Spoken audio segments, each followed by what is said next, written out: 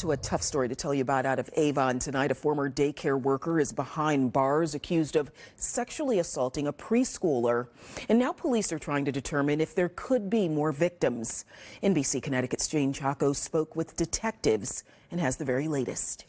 Nowhere in this society is that acceptable. Police say administration at BrightPath Avon Early Learning and Child Center learned yesterday that a staff member inappropriately touched a 4-year-old on Monday. Detectives investigated and obtained a search warrant for 29-year-old Jean Barrios Otero and arrested him in Middletown today. He was charged with risk of injury to a minor and 4th-degree sexual assault. Investigators have been conducting interviews and looking through surveillance video at the center to find out if anyone else was hurt. In a setting where there are multiple children, we are obviously concerned about that. That is the focus of our investigation right now, is to try and determine if there's potentially any other victims. A spokesperson for BrightPath, which has 22 locations across Connecticut, said Barrios Otero is no longer employed at BrightPath, going on to say in a statement, quote, "We hold our educators to strong professional and ethical standards, and we take any conduct that may be inconsistent with those standards